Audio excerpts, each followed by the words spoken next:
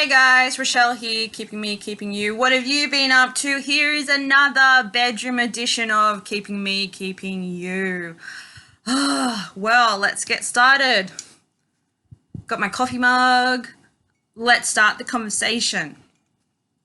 What have you been up to? Well, me. Let's start with me because here I am. Okay, so I obviously haven't posted too many daily things because I've either been sick or I've been caring for family, which then has kind of put a hinder on this. And I haven't been making as much noise. So here I am making some noise.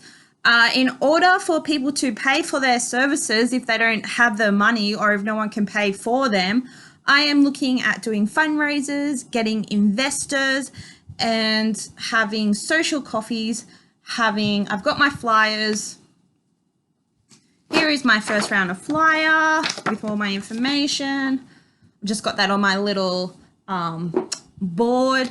And I am also then just needing to network more and get out there. But how does that happen when you aren't a part of certain social groups? You aren't direct contact with board members and you don't belong to a university. It's very, very hard. So if you are someone who works within the mental health industry or within any health industry or any community group and you think, I would love to have Rochelle come and do a talk, I will do one for free. I'll give you a free talk. I'll stand in front of your group, in front of your crowd and talk all things PTSD. And you're probably thinking, what is her background? Does she have a certificate? What's her education? Well, my education is me. Writing in my diary, writing about different emotions, writing about different experiences. My background is cancer. When I was 14, turning 15, I was diagnosed with non-Hodgkin's lymphoma. Further down the track, I was diagnosed with PTSD. And then a few years later, hey, Rochelle decides to join a sport, one that conflicted with another sport, and pretty much almost put her in a wheelchair, and she was forgotten about. And people don't realize that when you play a group sport and you ignore them and you don't check in on them, it actually does more harm just leaving them. And you call out and you bug people and they're like, you're too needy. And you're just like, how is that needy? How am I being too clingy or too needy when I'm actually in pain and almost ended up in a wheelchair? But hey, don't check in on me. Don't ask if I'm okay. Don't come hang out with me because, it's not like I played sport with you or anything and had a whole entire team. But, oh no, she's older than us. She can't. Age means nothing. If someone has something traumatic happen to them, doesn't matter if they're married, not married, single, kids, no kid, doesn't matter where they're living or what their social environment is like, always check in on that person. If you see someone have a bad accident and you're part of that sporting team, check in on them. Don't leave them because it is the worst isolating feeling ever. And I am sick of people who go, oh, but we didn't know what to do. Nobody got in contact with us. Don't delete them out of the group chat. Don't ignore them on Facebook. Just think, if I was in her situation, what would I want? Someone to communicate. Just be like, hey, so what? Just communicate. I am sick of these sporting organizations just pushing you aside and going, oh, she had a bad accident. Let's just push that one aside. She's not a main player. Let's push her aside. So entirely sick of that.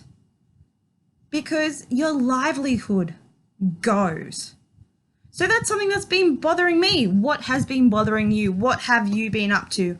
Also, just another little thing, guys.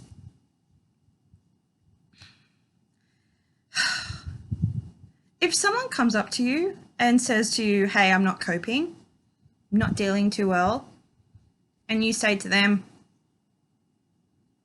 sorry, I don't have time for you right now, and you explain to them why, can that other person on the receiving end not push it all throw it back all in your face, because that is really detrimental to that person. And those narcissistic, sociopath, manipulative people who just really need to hang on. Here's something. Look, if you guys are trying to get your emotions in check, read this book. But if you're trying to get your emotions in check and you have toxic people who surround you, it's very, very hard. Okay? Very hard. Personal experience, currently going through that with some people. And I just think, hang on. Here I am trying to change something, and you're going to put crap on me? You're very toxic. So please exit stage left. And it's very hard to get away from those people, especially when some of them are family. Believe you me. So this has been Rochelle from Keeping Me, Keeping You. 1, if you want to have a social coffee with me, I have my coffee cup. I'm ready to go. If you're a cafe, get in contact. If you can give a free cup of coffee to someone who's in need, let me know. Get in contact with me. If you're a health professional who wants to have a chat about my business, or you know someone who could use that social time, use that social support, use that time going to and from appointments, and you can pay for their service, great. If you're someone who isn't sure about someone and you want to learn a little bit more about certain social situations as to why a friend might not have turned up or to why a friend might be acting out, get in contact with me. My name is Rochelle. I'm from Keeping Me, Keeping You. What have you been up to? Until next time, or until I hear back from someone, just spread the love, guys. That's all what we can ask for, is better understanding on PTSD and social support. So this has been Rochelle from Keeping Me, Keeping You.